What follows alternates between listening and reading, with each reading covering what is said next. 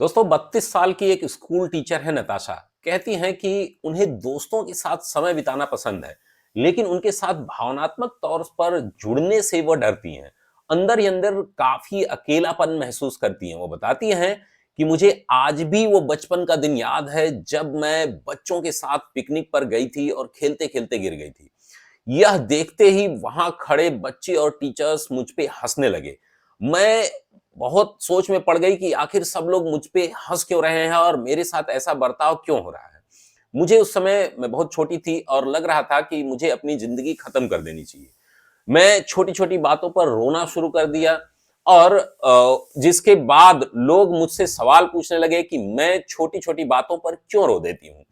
मेरे जहन में बार बार एक ही सवाल आता है कि मुझे यह जिंदगी क्यों जीनी है।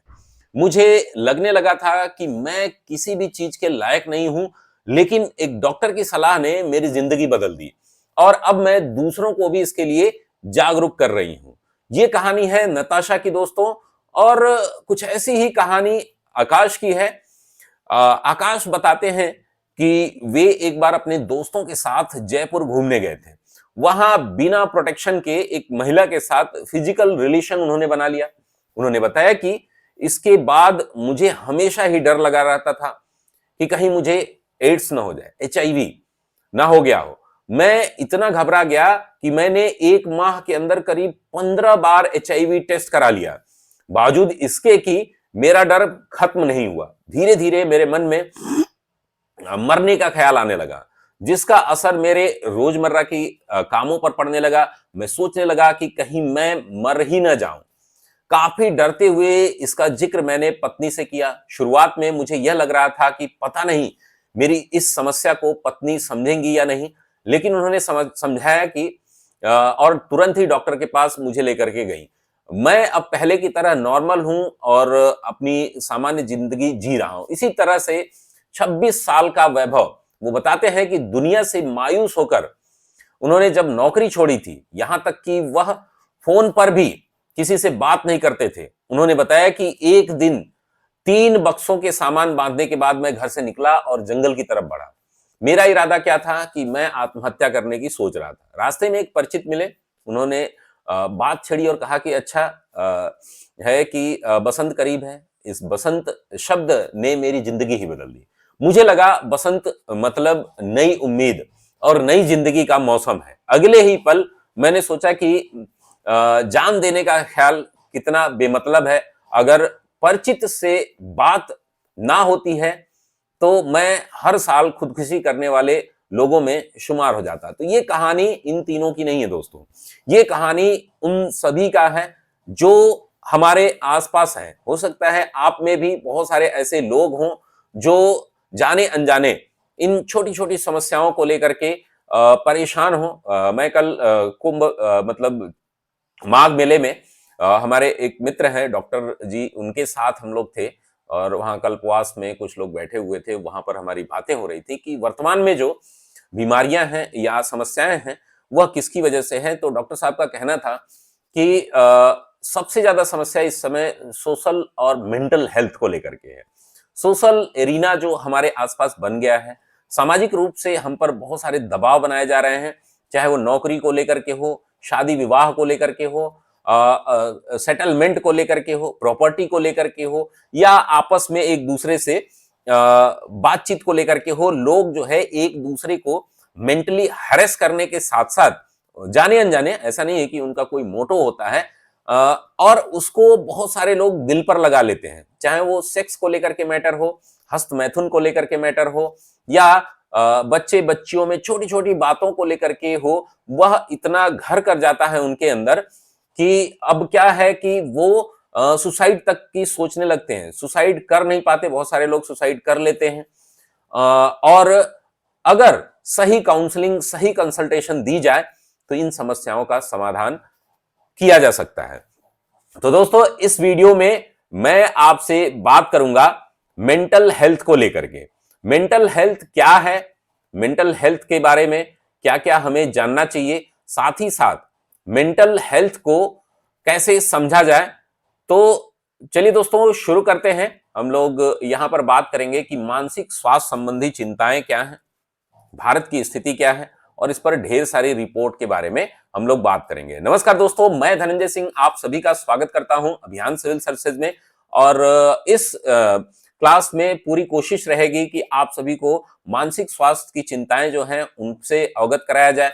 विभिन्न सरकारी और अंतर्राष्ट्रीय रिपोर्ट्स हैं उनके बारे में आपको बताया जाए, और साथ ही आपसे जो निबंध की एक शैली होती है वो कैसे आप इंट्रो दें, किस प्रकार से उसका मेन बॉडी लिखें, किस प्रकार से उसका कंक्लूजन करें, इन पर हम लोग डिटेल बातचीत करेंगे। तो चलिए दोस्तों शुरू करते हैं हम लोग यहाँ पर। और दोस्तों इससे पहले कि मैं बता दूं कि आप सभी को इससे पहले एक वीडियो आई है, ये निबंध का पहला टॉपिक रहेगा।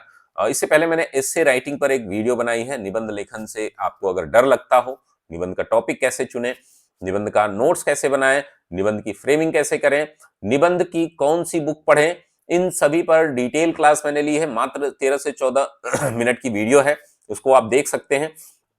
साथ ही दोस्तों आप अपने निबंध के मार्क्स को मेरे साथ जो है अच्छा कर सकते हैं। तो चलिए दोस्तों शुरू करते हैं। यहां पर हम लोग बात कर रहे हैं मानसिक स्वास्थ्य की चिंताएं। क्या क्या कंसर्न है। अगर आप जो है अपनी कहानी इन तीनों से शुरू कर सकते हैं, नताशा, वैभव और जो नाम हमने बताए हैं उनसे शुरू कर सकते हैं। और चाहे एक इंट्रो हमने लिखा है, इस पर भी आप गौर कर सकते हैं कि ये इंट्रो जो है किस प्रकार से आप देख सकते हैं। तो चलिए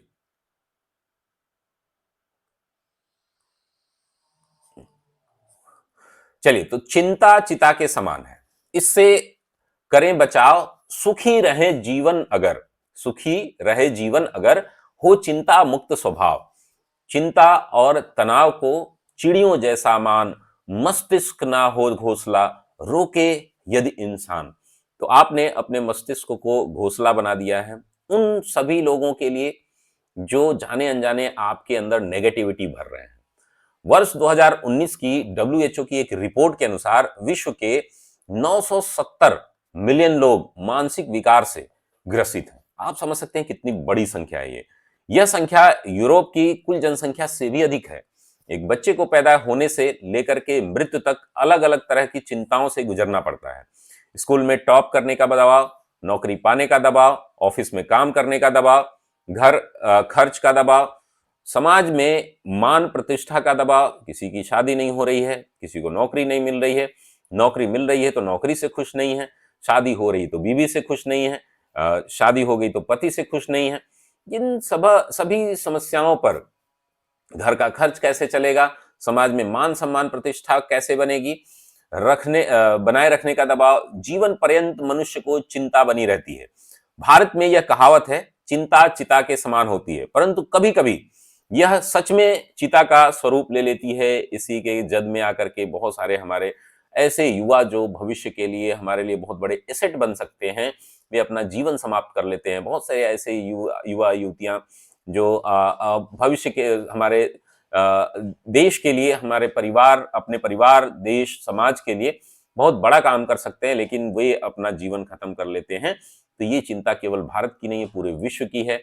ये चिंता पूरी मानवता की है और एक महामारी से भी बड़ी समस्या के रूप में हमारे सामने देखने में आ रही है। तो कोविड-19 के बाद ये समस्या और भी बढ़ गई है। तो चलिए इसको एक बार हम लोग देख लेते हैं किस प्रकार से इसको फ्रेम करेंगे। तो दोस्तों निबंध को फ्रेम करने के लिए मैंने बताया कि UP PCS, Bihar PCS, MP PCS और राजस्थान उत्तराखंड पीसीएस के लिए ये निबंध की क्लासेस हमारी चल रही हैं। इसकी फीस मात्र 1500 है। आप इसमें आप सब्सक्रिप्शन ले सकते हैं, जिसमें आपको ये क्लासेस जो है यूट्यूब पर मिलेंगी। यूट्यूब पर मिलेंगी, साथ में आपको क्या करना है कि अगर आप सिर्फ पीडीएफ चाहते हैं तो इसकी 750 पे कर सकते हैं। लगभग 120 प्लस निबंध हम लोगों ने लिख लिया है, इसको आपको तुरंत मिल जाता है। उसके बाद जो है 12 से 15 निबंध जो है हम एग्जाम से पहले अपडेट कर देते हैं। जो भी परीक्षा आप दे रहे हैं, इधर बीपीएससी दे रहे हैं, यूपीपीएससी दे रहे हैं, आप उत्तराखंड पीसीएस दे रहे हैं, इसमें निबंध की बड़ी महती भूमिका होती है। हमने कोशिश की है कि 700 से लेकर के 1000 शब्दों में निबंध को पिरोया है, लेकिन इसमें बहुत सारी चीजें जो है आप अपने अनुसार भी जोड़ सकते हैं। बहुत सारी चीजों का पॉइंट वाइज हमने डिस्क्रिप्शन किया है, जिसको आप बढ़ा सकते हैं। तो चलिए देखते हैं इसको हम लोग कैसे डेवलप करेंगे? तो पहला तो हमने इंट्रो बता दिया, ये आप सीधे इंट्रो आप लिख सकते हैं या अपनी की इंट्रो की अलग से जोड़ सकते हैं। मानसिक स्वास्थ्य क्या होता है? मेंटल हेल्थ को लेकर के बहुत सारी समस्या रही है कि हम में से हर दूसरा व्यक्ति जो है, वह किसी न किसी मानसिक समस्या से ग्रसित है। अब समस्या को बीमारी के रूप में कैसे परिवर्तित किया जाता है? देखिए, समस्याएँ हैं, मैं हमेशा आप लोगों से कहता हूँ कि जीवन में अगर समस्या है, तभी आप ग्रोथ करेंगे। समस्या है, तभी आप जो है आगे बढ़ेंगे। लेकिन हमें समस्या पर ध्यान न दे करके इसके समाधान पर ध्यान देना चाहिए। जब भी जीवन में कोई भी समस्या है, उसका समाधान ज़रूर है। समाधान नहीं है, तो समस्या को जड़ से समाप्त करने के लिए कोई न कोई तरीका आपको आपके पास ज़रूर होगा और वो अनुभव से धीरे-धीरे परिस्थितियों पर, समय के आधार पर अगर आप छोड़ देंगे, तो उन समस्याओं का समाधान ज़रूर मिलेगा। अगर आपको परीक्षा से संबंधित, मुख्य परीक्षा लेखन से संबंधित किसी भी प्रकार की समस्या हो, तो आप मुझसे कंसल्ट कर सकते हैं। मेरा व्यक्तिगत नंबर है 8802913517। इस पर आप व्हाट्सएप कर सकते हैं, बातचीत कर सकते हैं, कंसल्टेशन ले सकते हैं। बहुत सारे ऐसे लोग हैं, आज मेरे पास एक स्टूडेंट का फ़ोन आया था, जो लगभग 6 से 7 मेंस दे चुके हैं और उनका नंबर जो है सही नहीं आ रहा है। आंसर राइटिंग के लिए उन्होंने कॉल किया था। तो आप लगातार अगर मुख्य परीक्षा दे रहे हैं और आपके नंबर जो है 70 आ रहे हैं, 80 आ रहे हैं निबंध में, इसमें जीएस पेपर में, तो आप हमारे यहाँ आकर के कम से कम 20 नंबर का इजाफा ले सकते हैं। अगर आप हमारे किसी भी प्रोग्राम से आंसर राइटिंग में जुड़ेंगे तो भी, एस्से राइटिंग में जो भी जुड़ेंगे तो भी, तो 15 से 20 नंबर मैं आपका बढ़वा दूंगा, इतनी गारंटी लेता हूं। आपके जो मिनिमम नंबर हैं, वो उसको जो मैं एवरेज से अधिक करवा दूंगा। ठीक है ना? तो मानसिक स्वास्थ्य का महत्व क्या है, इसके बारे में हम लोग बात करेंगे।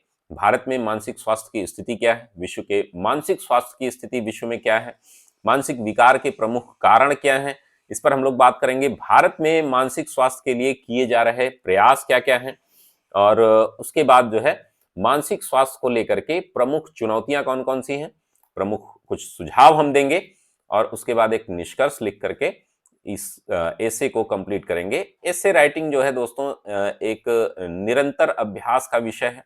अगर आप निरंतर अभ्यास करते हैं, तो इसमें जो है ज़रूर सुधार किया जा सकता है। लेखनी में सुधार किया जा सकता है, सोचने में सुधार किया जा सकता है। तो चलिए पहले बिंदु पर आते हैं। पहला हमने प्रस्तावना देख ली थी, दूसरे बिंदु पर आते हैं, मानसिक स्वास्थ्य होता क्या है। ये नोट्स की पीडीएफ जो लोग भी हमारे बैच में हैं, खास करके जो फाउंडेशन बैच में हैं वो, और प्लस जो निबंध के बैच में हैं, उन सभी को ये पीडीएफ मिल चुकी होगी। ये हमने कल का दिया था और एक अभी जो लोग भी ज्वाइन करेंगे उनको ये पीडीएफ मिल जाएगी। तो विश्व स्वास्थ्य संगठन के अनुसार मानसिक स्वास्थ्य जो है सलामती की वह स्थिति है जिससे किसी व्यक्ति को अपनी क्षमताओं का एहसास रहता है। वह जीवन के सामान्य तनावों का सामना कर सकता है। व्यक्ति लाभकारी व उपयोगी रूप से काम कर सकता है तथा समाज के प्रति अपना योगदान देने में सक्षम हो। अतः मानसिक स्वास्थ्य व्यक्ति की संज्ञानात्मक व भावनात्मक स्तर का वर्णन करता है। इसमें आप समझने की ये बात है कि मानसिक स्वास्थ्य जो है वो क्या है, कि वह समाज के लिए एक उपयोगी साबित हो सकता है। वो मेंटली हेल्थ है उसकी सही, अगर वह उपयोगी है अपने लिए, अपने लोगों के लिए और अपने समाज के लिए, देश के लिए, तो मानसिक स्वास्थ्य वाला व्यक्ति जो है, मानसिक रूप से स्वस्थ व्यक्ति जो है, वह संज्ञानात्मक और भावनात्मक स्तर पर सही होता है। कौन यहाँ हकीकत किसको बताता है, या वहाँ बेवजह का तनाव सबको सताता है। तो बहुत सारे लोगों की समस्याएं जो होती है ना, वो बेवजह की भी होती हैं। अगर आप अपने किसी अच्छे मित्र से कंसल्ट करें, अपने किसी सीनियर से बात करें, अपने विशेषकर जो महिलाओं में समस्या होती है वह बहुत अपने चीज़ों को छुपाती हैं, नहीं बात करती हैं, तो वो अपने किसी सीनियर मेल से अगर नहीं बात कर पा रही हैं तो फीमेल से ही बात करें। अपनी मम्मी, चाची, किसी से भी अपनी समस्याओं का अगर जिक्र करेंगे तो कोई ना कोई समाधान ज़रूर मिल जाता है। मानसिक स्वास्थ्य का महत्व क्या होता है? मानसिक स्वास्थ्य, स्वस्थ व्यक्ति जो होता है मानसिक रूप से, के भावनात्मक, मनोवैज्ञानिक और सामाजिक कल्याण से है। इसकी स्वास्थ्य वाला व्यक्ति जो है वह उसका संबंध किससे है? भावनात्मक, मनोवैज्ञानिक और सामाजिक कल्याण से है। यह जीवन के प्रत्येक पहलू को प्रभावित करता है। एक स्तर तक चिंता या तनाव की स्थिति किसी विशेष परिस्थिति में अ, सामान्य है, परंतु जरूरत से ज्यादा और निरंतर बिना किसी बात के तनाव लेना व्यक्ति के सोचने, समझने, निर्णय लेने, याददाश्त आदि को बुरी तरीके से प्रभावित करता है। एक उदाहरण के माध्यम से मैं समझाऊं कि अगर आप देखते हैं कि जो लोग भी पढ़ाई तो बहुत करते हैं, दिन रात पढ़ते रहते हैं और प्री एग्जाम आता है, तो वो समस्या उनके साथ ये रहती है कि ये सोचते हैं कि मेरा नहीं होगा, मेरा नहीं होगा, मैंने पढ़ाई नहीं की है, मैंने ये नहीं किए। तो जब परीक्षा में बैठते हैं तो आते हुए प्रश्न भी वो गलत कर देते हैं। तो आपको समझना है कि जो परीक्षा हो चाहे जीवन हो, ये नेगेटिविटी जो चीजें हैं वो मेंटली हेल्थ को बहुत तेजी से प्रभावित करती हैं। चाहे वह अपने बारे में हो, समाज के बारे में हो, किसी और के बारे में हो। नकारात्मक चीजें वो होती हैं, वो आपको धीरे-धीरे नकारात्मक बनाने लगती हैं। इसीलिए बोला जाता है कि आप जो है अच्छे लोगों के साथ रहें। बचपन में समझाया जाता है कि आप जो है आपके दोस्त अच्छे होने चाहिए, आपके जिसके आस-पास आप बैठ रहे हो वो अच्छे होने चाहिए। अच्छा मानसिक स्वास्थ्य जो है प्रतिकूल परिस्थितियों से निपटने में मदद करता है। बहुत सारे ऐसे लोग हैं जिनकी कोविड-19 में जॉब गई। आप देख रहे हैं कि विभिन्न एडटेक कंपनियां हों, चाहे जो भी टेक्नोलॉजी से संबंधित कंपनियां हों, इन्होंने बहुत ज़्यादा ग्रोथ किया था। विशेषकर कोविड के एरा में 2019 में, 20 में, 21 में इन्होंने बहुत ग्रोथ किया था। लेकिन धीरे-धीरे इसमें छँटनी हो रही है, लोग जो है नौकरियां छोड़ रहे हैं, दबाव बहुत ज़्यादा है। तो अब उससे क्या है कि आपको घबराना नहीं है और भी तकनीकी रूप से अपने आप को कुशल कर लेना है और कहीं न कहीं रोजगार के अलग रास्ते ढूँढने होंगे और अलग अभी भी बहुत सारी संभावनाएँ बनी रही हैं। मानसिक स्वास्थ्य खराब होने से कुछ विशेष लक्षण हैं, मानसिक खराब होने के कुछ विशेष लक्षण हैं, जैसे पहले एंग्ज़ायटी या बेचैनी होना। अक्सर देखा जाता है किसी व्यक्ति को किसी मंच पर परफॉर्मेंस देने में, किसी सभा में उपस्थित होने में या किसी विशेष परिस्थिति में घबराहट होने लगती है। यह एंग्ज़ायटी होती है। अब देखिए एंग्ज़ायटी के कई रूप होते हैं, थोड़ी-बड़ी एंग्ज़ायटी ज़रूरी है, वह आपको इम्प्रूव करती है, लेकिन आवश्यकता से अधिक जो एंग्ज़ायटी अगर है आपके अंदर, तो वो समस्या क्रिएट करती है। सिज़ोफ्रेनिया एक शब्द है, एक गंभीर मानसिक रोग है जिसमें व्यक्ति का असली ज़िंदगी से संपर्क कट जाता है। इस रोग से ग्रसित व्यक्ति जो है हैलुसिनेशन या भ्रम में रहता है। एक मूवी है सिज़ोफ्रेनिया पे हॉलीवुड की, मुझे नाम नहीं याद आ रहा है। आप उसको देख सकते हैं, जिसमें क्या है कि वह काल्पनिक जीवन जीने लगता है। वह हमेशा जो है या तो पास्ट में या तो भविष्य में जो वो सोचता है उसी को अपना वास्तविक जीवन मानने लगता है। हैलुसिनेशन एक बड़ी समस्या है और वह समाज से धीरे-धीरे कटने लगता है और वह अपनी अलग-सी दुनिया विशेषकर ड्रग एडिक्ट और लोग जो है इस तरीके का काम करते हैं। ओडीसी ऑब्सेसिव कंपल्सिव डिसऑर्डर ये भी एक बीमारी है। यह भी एक प्रकार का मानसिक रोग है जिसमें व्यक्ति बार-बार हाथ धोता है, ज़रूरत से ज़्यादा जो है साफ-सफाई पर ध्यान देता है। आप अपने जीवन में कभी न कभी एक ऐसे व्यक्ति से मिले होंगे, जो क्या है कि आवश्यकता से अधिक और कोविड में आपने देखा है कि कुछ ज़्यादा ही लोग जो है सैनिटाइज़र उनका बस चले तो सैनिटाइज़र पी ही जाएँ। तो साफ-सफाई रखनी ज़रूरी है, साफ-सफाई रखना भी चाहिए, लेकिन आवश्यकता से अधिक बहुत सारे ऐसे जो है आपके आस-पास देखते हैं कि बहुत सारे बैक्टीरिया, वायरस, फंगस इस तरीके से आपके आस-पास रहते हैं। लेकिन अगर आप जो है उनको लेकर के डिस्ट्रैक्ट होंगे, उनको लेकर के बहुत ज़्यादा ऑब्सेसिव होंगे, तो आपको नुकसान पहुँचाता है ये। आवश्यकता से अधिक जो है आप किसी भी काम को अगर जोर दे रहे हैं, तो ये एक प्रकार की मानसिक बीमारी है। तो ओसीडी जो है ऑब्सेसिव कंपल्सिव डिसऑर्डर जो है, ये भी एक बीमारी है। इसमें बहुत सारे लोग जो हैं साफ-सफाई दिन भर सफाई में व्यस्त रहते हैं। बहुत सारे ऐसे लोगों को आप जानते होंगे कि कोई भी कपड़ा अगर आप जैसे स्टूडेंट होते हैं ज़्यादातर उनका जो है बिखरा रहता है। मैं कुछ ऐसे दोस्तों को जानता हूँ स्टूडेंट लाइफ में, अगर मेरा एक पार्टनर था तो वो क्या है कि अगर मैंने शर्ट जो है निकाल कर के बेड पे रख दी, तो वो परेशान हो जाता था, बहस कर लेता था, झगड़ा कर लेता था कि तुम जो है बहुत गंदगी से रहते हो, शर्ट जो है जहाँ मतलब जो चीज़ जहाँ से उठाओ वहीं रखो, अगर इधर-उधर मिसऑर्डर हुआ तो समस्या क्रिएट होगी। आपके भी लाइफ में बहुत सारे ऐसे लोग होंगे, ठीक है ना? हालाँकि ये ज़रूरी नहीं कि उनकी बीमारी हो, लेकिन आवश्यकता से अधिक बहुत ज़्यादा उन्हीं चीज़ पे अपने ज़रूरी काम छोड़ कर के, ठीक है ना? ज़रूरी काम छोड़ कर के इसी में साफ-सफाई में अगर आप दिन भर लगे हुए हैं, हाथ धुल रहे हैं 50 बार, तो केमिकल से आप हाथ धुल रहे हैं। आपको पता है सैनिटाइज़र आवश्यकता से अधिक आप प्रयोग करेंगे तो उसकी स्किन पे कोई न कोई प्रभाव तो पड़ेगा ही। या आप जो है कोई भी ऐसा काम जो है बार-बार कर रहे हैं और अपने आवश्यक कामों को छोड़ दे रहे हैं। सफाई ज़रूरी है, प्रतिदिन 1 घंटा 2 घंटा आप दीजिए। दिन भर उसी में पड़े रहेंगे तो आप अपने प्रोडक्टिव काम को छोड़ कर के तो और मल्टीपल पर्सनैलिटी डिसऑर्डर एक समस्या है। इस रोग में व्यक्ति को एक से अधिक व्यक्तित्व होने का एहसास होता है। एक ही इंसान एक से ज़्यादा व्यक्ति की तरह व्यवहार करने लगता है। कभी गुस्से में बात करेगा तो कभी प्यार से बात करेगा। इस पर बहुत सारी हॉलीवुड, बॉलीवुड में मूवी बनी हुई है। भारत में मानसिक स्वास्थ्य की स्थिति क्या है? ये बड़ा ही इम्पोर्टेंट फैक्टर है और इसमें बहुत सारे हमने रिपोर्ट्स आदि के बारे में भी बात की है। राष्ट्रीय मानसिक स्वास्थ्य सर्वेक्षण 2015-16 के अनुसार भारत में अनुमानित 150 मिलियन लोगों को मानसिक स्वास्थ्य देखभाल की आवश्यकता है। ठीक है ना? हम जो है मानसिक बीमारी को बहुत लाइटली लेते हैं। इसको सोचते हैं कि ये कोई बीमारी नहीं है। अगर किसी से बताएँगे तो वो क्या करेगा? हमारा मज़ा लेगा और भारत में बड़ी समस्या एक ये है कि अगर हम मेंटल हेल्थ पे बात करते हैं तो हमें पागल साबित कर दिया जाता है। लोग बोलते हैं कि अरे फलाना पगला गेलो। ऐसे नहीं, गाँव में अगर आप जाएँगे, अगर मेंटली आपकी टॉर्चर है, तो मेंटली जो अगर आप कोई इलाज करा रहे हैं या मेंटल समस्या है आपको, तो कहेंगे आपको क्या कहेंगे कि अरे ना जानत हुआ हो, फलनवा के लड़का त पगला गयल है, जाके इलाज करावत ह, ओसे बतियावे लायक ना है। तो ये गाँव में आप अक्सर सुने होंगे, ठीक है ना? विश्व स्वास्थ्य संगठन डब्ल्यूएचओ के अनुसार भारत में 7.5% यानी कि 90 मिलियन लोग मानसिक स्वास्थ्य की समस्या से ग्रसित है। इंडियन साइकियाट्री सोसाइटी के अनुसार कोविड-19 अभी देखिए एक बड़ा आंकड़ा है, उसको समझने की आवश्यकता है। कोविड-19 महामारी की शुरुआत के बाद 20% से अधिक लोग खराब मानसिक स्वास्थ्य से पीड़ित हुए हैं, ठीक है ना?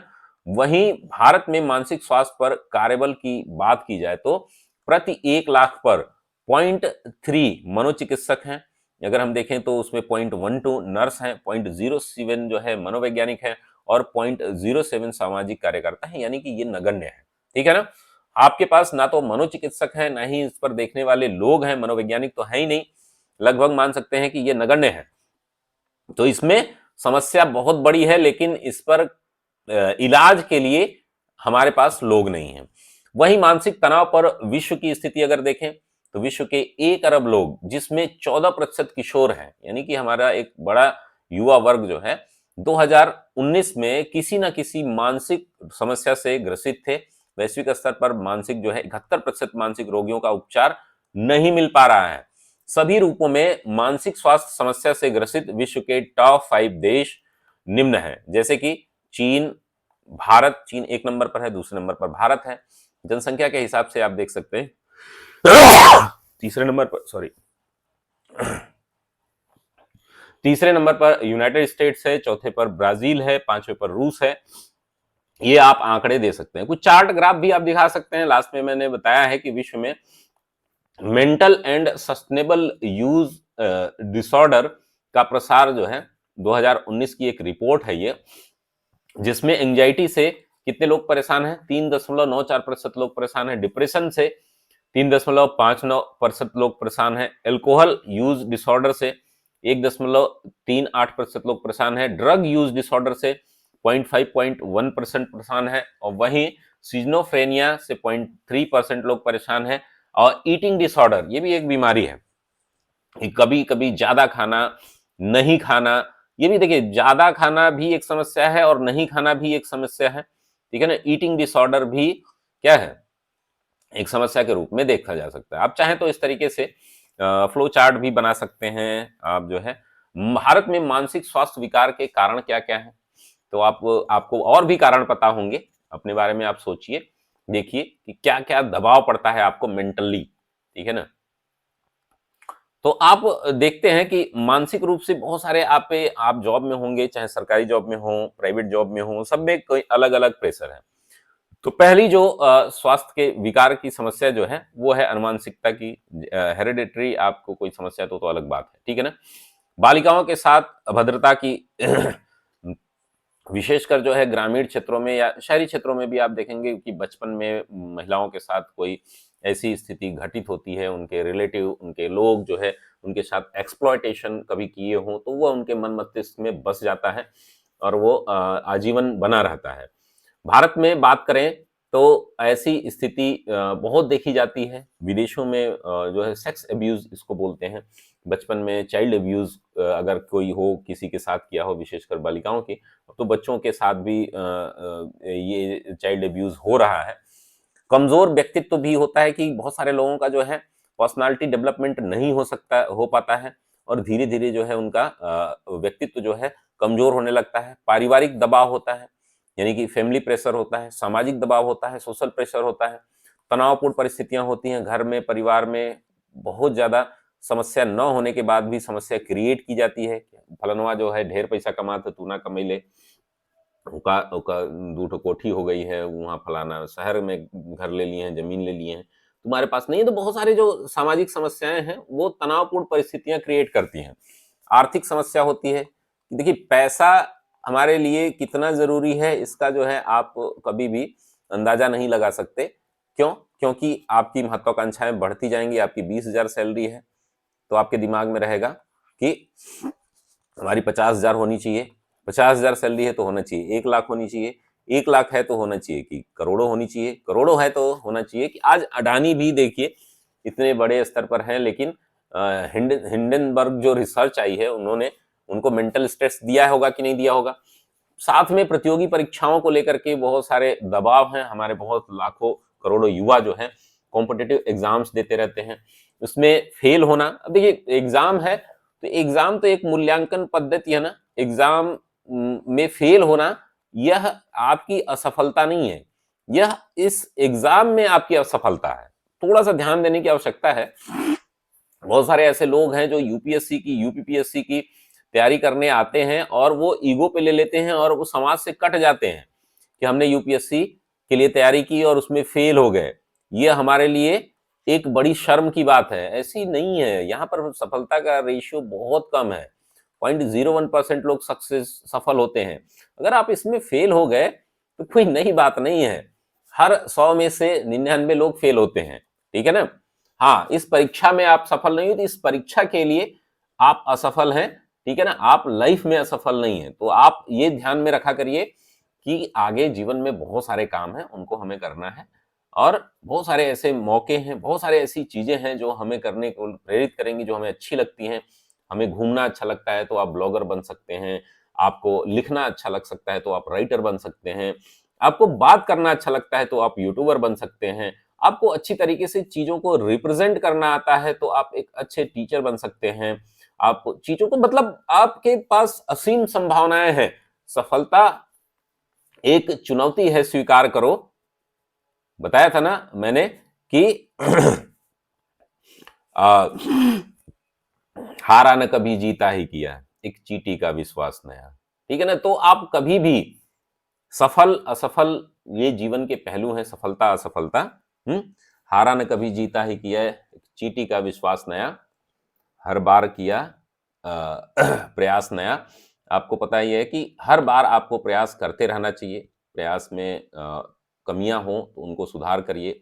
उपयुक्त कारणों के अलावा पारिवारिक क्लेश जो होता है वो एक समस्या है। धार्मिक मान्यताएँ आदि भी समस्या का कारण बनती हैं। कई अन्य कारण भी मानसिक तनाव को बढ़ावा दे सकते हैं।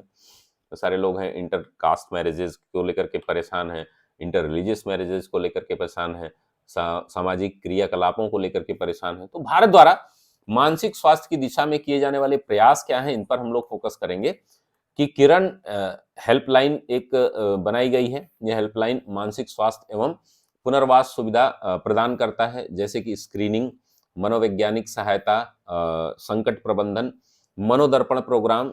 इसका उद्देश्य क्या है? कोविड-19 इसका उद्देश्य कोविड-19 महामारी के समय जो है के दौरान मानसिक स्वास्थ्य हेतु सहायता प्रदान करना है। केंद्र सरकार द्वारा बजट 2022-23 में, जो पिछले साल का बजट था, उसमें मानसिक स्वास्थ्य देखभाल हेतु क्या चीज़ें की गई हैं, उनके बारे में आपको देखना है कि बजट 2022-23 में मानसिक स्वास्थ्य देखभाल हेतु 670 करोड़ रुपए का प्रावधान किया गया। मानसिक स्वास्थ्य अधिनियम 2017 बनाया गया है। राष्ट्रीय मानसिक स्वास्थ्य कार्यक्रम बनाया गया है। राष्ट्रीय टेली मानसिक स्वास्थ्य कार्यक्रम बनाया गया है।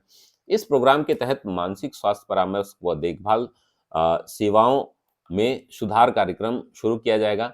भारत में मानसिक स्वास्थ्य से संबंधित चुनौतियां क्या-क्या हैं, उनके बारे में हम लोग बात कर सकते हैं। तो इसमें पहला तो है जागरूकता की कमी है कि कम साक्षरता के कारण भारत में मानसिक जो तनाव है, भारत में जो मानसिक चिंताओं को सामान्य समझा जाता है, इसके लिए लोग डॉक्टर के पास नहीं जाते, नहीं तो पगला बना दिया जाता है आपको। ठीक है ना? मानसिक स्वास्थ्य विशेषज्ञों की कमी, कहाँ जाएंगे? आपके पास डॉक्टर ही नहीं है, साइकियाट्रिक भी नहीं है। भारत में प्रति 1000 लोगों पर 0.03 मनोचिकित्सक हैं। आपको पता है लज्जा व सामाजिक उपहास भी होता है कि भारत में बहुत से लोगों को सामाजिक उपहास, शर्म की वजह से मनोवैज्ञानिक को नहीं दिखाते, क्योंकि यहाँ डॉक्टर को दिखाने का मतलब है लोग पागल की संज्ञा देते हैं। जैसा कि मैंने बताया था कि लोग आपको बताने लगेंगे कि ये पगला गया है। जनसंख्या दबाव भी है। इतनी अधिक जनसंख्या के कारण भारत में पर्याप्त मनोचिकित्सक की उपलब्धता नहीं हो पा रही है। अब इसके लिए कुछ सुझाव आप देंगे और लास्ट में निष्कर्ष लिख करके निबंध को खत्म करेंगे। सर्वप्रथम व्यक्ति को अपने साथ हो रहे मानसिक बदलाव को महसूस करना होगा, समझना होगा और स्वीकार करना होगा। तत्पश्चात किसी मनोवैज्ञानिक से सलाह लेने से न कतराएं। परिवार के साथ बातचीत करें, जो भी समझदार लोग हों, अपने सीनियर लोग हों, अपने ऐसे लोग जो आपको मेंटली सपोर्ट कर सकें। अब ऐसे लोगों के पास मत चले जाइए जो आपका उपहास उड़ाते हों, जिनके पास समझ न हो, वो आपकी और मेंटल स्ट्रेस को बढ़ा देंगे। सही समय पर इलाज लेना भी जरूरी है। अगर आपको लगता है कि कहीं भी हमें मानसिक रूप से समस्या है, तो यह समस्या का समाधान है, कभी भी घबराना नहीं है। आध्यात्मिक रुझान से तनाव जो है, आध्यात्मिक रुझानों से, जैसे मेंटल, आप जो है क्या कर सकते हैं, प्राणायाम कर सकते हैं, योग कर सकते हैं, ध्यान कर सकते हैं। इससे क्या है कि आपको मेंटली रिलीफ मिलेगी और कोई भी बर्डन अगर आपके जीवन में है तो कुछ दिन उसको सोचना छोड़ दें, कुछ दिन एकांत में रहें, ऐसे दोस्तों के साथ रहें, ऐसे परिवार के लोगों के साथ रहें जो आपको एंटरटेन कर सकें, जो आपके साथ हंसी खुशी, जो आपको एक्सपेक्ट ना करें कि ये हमें बहुत ज्यादा कुछ लेन देन करेंगे। प्राकृतिक वातावरण में रहें, पहाड़ों पे घूमने चले जाएं, अगर आप संभव हो तो गांव में चले जाएं, योगा प्राणायाम का सहारा लें। और पूरा विश्व जो है इसी मार्ग पर चल रहा है। मानसिक विकार से मुक्ति पाने का सबसे आसान तरीका है कि आप जो है फिजिकली और मेंटली फिट रहें, जिसके लिए आप रनिंग कर सकते हैं, एक्सरसाइज कर सकते हैं, प्राणायाम कर सकते हैं, योग कर सकते हैं। तनाव लेना मनुष्य की एक सामान्य आदत है, परंतु इस उपभोक्तावादी संस्कृति में तनाव को जबरदस्ती थोपा जा रहा है। तनाव मुक्त जीवन शैली के लिए भारत जैसे देश को अध्यात्म का एक सर्वोच्च मार्ग है और आज पूरा विश्व उसी का अनुसरण कर रहा है। अंतर्राष्ट्रीय योग दिवस आपको 21 जून को मनाया जाता है प्रतिवर्ष, जिसका बहुत बड़ा महत्व अब बढ़ गया है, जिसमें यम नियम आसन प्राणायाम प्रत्याहार धारणा ध्यान समाधि, जो अष्टांग मार्ग है, हमारा अष्टांग योग है, ये 8 मार्ग हैं। अगर आप, मैं कह रहा हूं कि यम नियम पर ही चल दें तो आपका पूरा जीवन जो है बदल जाएगा। आप योग तक आने और सोच लीजिए कि ध्यान तक आने में बहुत बड़ा काम आपको जीवन में बदलाव करने पड़ते हैं, लेकिन यम नियम आसन प्राणायाम भी अगर आप कर लेते हैं तो आपके जीवन में कभी तनाव नाम की कोई चीज नहीं रहेगी। तो ये रही कंप्लीट क्लास दोस्तों। आशा करता हूं आपको क्लास पसंद आई होगी। अगर आपको क्लास अच्छी लगी हो तो आप जरूर कमेंट करें। इन्हीं शब्दों के साथ मैं आपसे विदा लेता हूं, मिलता हूं अगली क्लास में। तब तक के लिए धन्यवाद। स्वस्थ रहिए, मस्त रहिए, व्यस्त रहिए और कोशिश करिए कि आप जो है 5 निबंध जो है आप प्री से पहले लिख लीजिए, चेक करवा लीजिए। प्री जो है मार्च 15 के बाद जो है कोई भी चेक नहीं होगी कॉपी मेंस की। उसके बाद जो है हम लोग 5 और कर लेंगे। तो जो लोग भी एसए में एडमिशन लेना चाहते हैं 8802 8802 913517 पर व्हाट्सएप करें, गूगल पे, फ़ोन पे इसी पर करके हमें व्हाट्सएप कर दें, तो आपको जो है ग्रुप में ऐड कर दिया जाएगा। बहुत-बहुत धन्यवाद दोस्तों। स्वस्थ रहिए, मस्त रहिए, व्यस्त रहिए और मेंटली फिट रहिए।